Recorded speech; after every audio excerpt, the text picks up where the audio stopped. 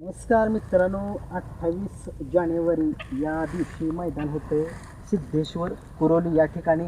आपल्यासोबत त्यांची टीम आहे. मैदान जे त्यांनी भरवलेलं आहे 28 तारखेला. दादा नमस्कार. नमस्ते. 28 तारखेला जे मैदान होतंय ते कशानिमित्त मैदान होतंय?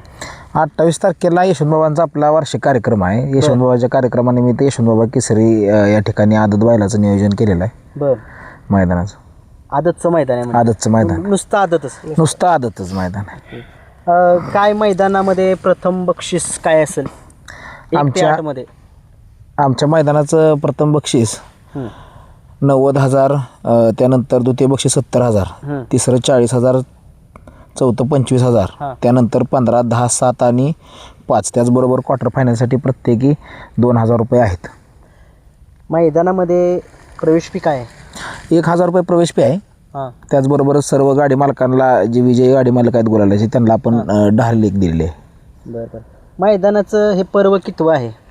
हे जवळजवळ आमच्या या मैदानाचं 3रं पर्व आहे. आणि आमचं खरं तर मागच्या काही दिवसापूर्वी आदत आणि दुसरा बैल असं मैदान पुकारलं होतं. परंतु आमचे गाव हे नेहमी संघटनेच्या आणि प्रवाहाच्या बरोबर वाहतो. प्रवाहाला आम्ही विरोध करत नाही. मागच्या वेळेस सुद्धा मैदान आमच्या निलेश भाईच्या वाढदिवसानिमित्त झालं होतं. आदत आणि दुसऱ्याचं मैदान होतं. परंतु संघटनेनं हस्तक्षेप केला आणि त्यांनी संघटनेने विनवणी केली की तुम्ही हे मैदान घेत असताना संघटना चांगली चालावी आणि आपल्याला कुठेतरी गालबोट लागू नये म्हणून आम्ही 2 त्यावेळेस फायनल आम्ही केले. परंतु परत आणखीन एवढ्या 2 फायनल घ्यायचे काय होतं, परत गाडी मालक एखादा काय म्हणणार की बाबा आम्ही म्हणजे 50,000 रुपये आपण त्यांना त्याप्रमाणे बक्षिसं दिली तर ते म्हणणार की आमचं बक्षीस म्हणजे त्याच पट्टीनं पाहिजे, मग तुम्ही प्रवेश फी घेताय.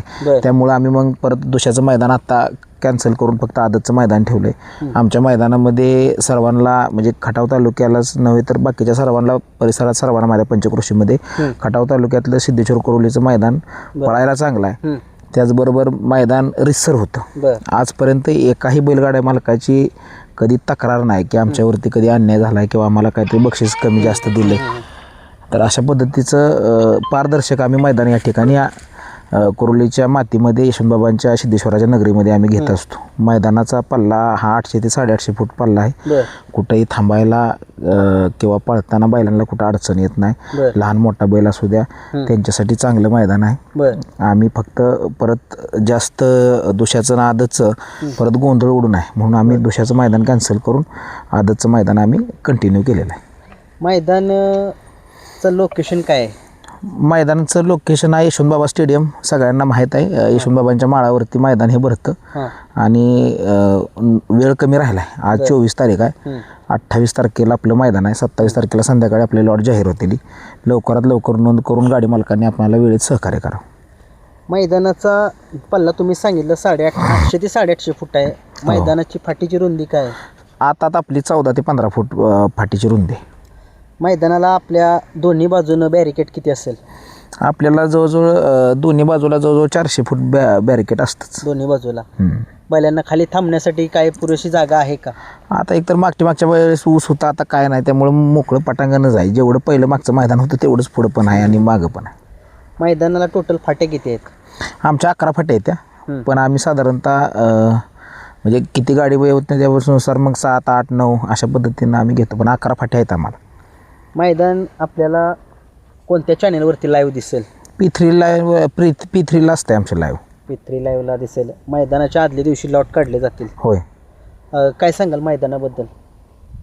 मैदानाबद्दल सांगायचं म्हटलं तर सगळ्यांना माहितीच आहे. मैदान चांगलं आणि पारदर्शक होतं. वासरांना पळण्यासारखं मैदान आहे. त्यामुळे सर्वांनी त्याचा लाभ घ्यायचा आहे. लवकरात लवकर नोंद करून आपले उपस्थिती नोंदवून आपण उद्याचे म्हणजे हे गोरगरिबांचं आमचं मैदान असतं. आमच्या मैदानामध्ये कोणी अशी लई मोठी आले तर असं काय नाही आणि येऊनही गेलीत.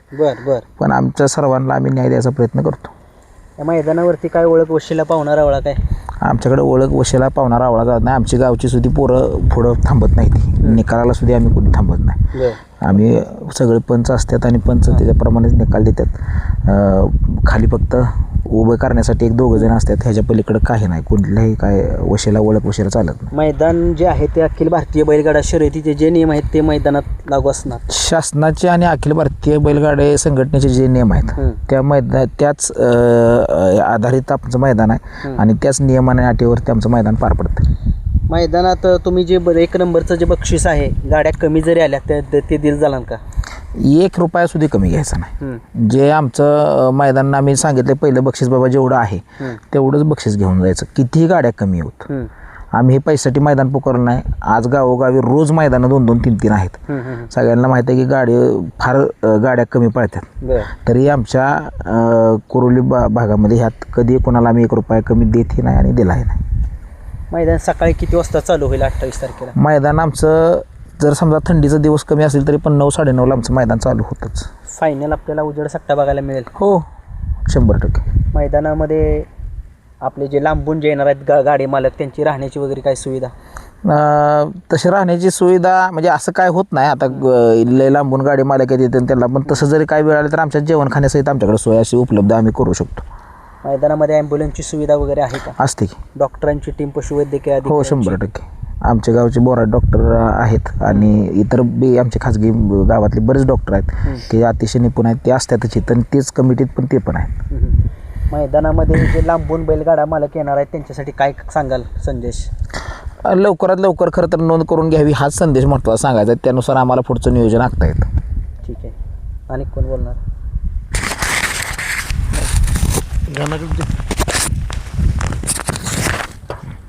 नमस्कार दादा. नमस्कार. काय सांगाल, मैदान कशानिमित्त होते? मैदान आपला यशवंत बाबा केसरी 2026 या निमित्त होते. तर मैदानात म्हणजे मैदानाच्या आदल्या दिवशी आपले लॉट निघणार आहेत. बैलगाडीवानांना एवढंच सांगणं आहे की आपलं संध्याकाळी 8 आणि 9 वाजता तुम्ही जे नोंदणीला हे करता लॉट पाक चिठ्ठ्या फाडाय टायमाला, बरोबर त्यावेळेस नोंदणी केली, वरनं एखादी चिठ्ठी टाकली की ते लाईव्ह बघणाऱ्यांचा लगेच फोन येतो, बरोबर. कमिटीची चिठ्ठी टाकली का काय टाकली. पण ते फोन करणारा सांगून चालत नाही की बाबा गाडीवाल्याचा उशीर होतं. त्याच्यासाठी 5 ते 6 वाजेपर्यंत लवकरात लवकर होईल तेवढी नोंद करून घ्या. म्हणजे आपलं लवकरात लवकर लॉट बी नाही तर 11ला आणि 12ला काढून लॉट, मग ते गाडीवाल्यांचा फोन आहे आपलं 8-9ला लॉट काढून मोकळं. पण बैलगाडीवाल्याने एवढे ध्यानात ठेवलं पाहिजे की आपलं लवकरात लवकर नोंद करून कधीतरी करायचे, 8ला तरी करायचे, 9ला तरी करायचे. आपलं लवकर नोंद करून कमिटीला सहकार्य करावं. ओळख वशिल्याबद्दल जरा काय सांगाल? ओळख वशिला इथं काय चालत नाही. काही ठिकाणी चालतोय, काही ठिकाणी जिथं चालत असेल त्या मैदानावर आमची बैल आहेत पळणारे. आम्ही तसले ओळख म्हणा, वशिला म्हणा, त्या मैदानावर आम्ही स्वतः जात नाही. त्याच्यामुळे तसलं आमच्या म्हणजे आमच्या मैदानाला तसलं काय आम्ही चालवत नाही. आपल्याला जर समजा गटाला जर सामना झाला तर काय असेल चाल? गटाला सामना झाला तर पुढे सेमीला चाल असते. आणि सेमीला जर सामना झाला तर आपले समालोचक हे असतात किंवा संघटनेचा हे नियम की आपला दोघांनी सामना दिला तर दोघांचं संगनमत करून एक बैल पळवतील किंवा एक गाडी पळवतील, ते पुढचा त्यांचा हे आहे. मैदानाबद्दल काय सांगाल? आपल्या मैदान एकदम पळायला ह्याला सप्पय आहे, वासरांच्या मापाचं मैदान आहे. पुढं उभं राहायला जागा तेवढीच आहे. 1000-1100 फूट पुढं बी पटांगण आहे. मागं 10 गट गेले तरी काय अडचण नाही, तेवढी मागं बी जागा आहे. मैदान एकदम क्लिअर आहे. ह्याच्या आधी बी मैदान इथं झालेत भरपूर. त्याच्यामुळे बैलगाडीवाल्यांना सगळ्यांना माहिती आहे कुरोलीचं मैदान पळायला चांगलं आहे. लांबून जे बैलगाडा मालक येणार आहे त्यांना काय सांगाल? नाही, लांबून येणाऱ्यांनी आता ते आदल्या दिवशी कळतं त्यांना कुठं गाडी आहे काय गाडी आहे, त्याच्यानुसार आपलं हजर राहायचं मैदानात. मैदानामध्ये सहभाग नोंदवण्यासाठी काय सांगाल गाडा मालकांना? सहभाग नोंदवण्यासाठी आपले लवकरात लवकर आपली गाडी नोंद करून घेणे, एवढंच. ठीक आहे. मैदान सकाळी 28 तारखेला सकाळी 9-9:30ला चालूच होतं मैदान. आपलं दिवसासहित फायनल, दिवसासहित जेवतो घरी. ठीक आहे दादा, तुम्ही वेळ दिला त्याच्याबद्दल खूप खूप आभारी. धन्यवाद. धन्यवाद.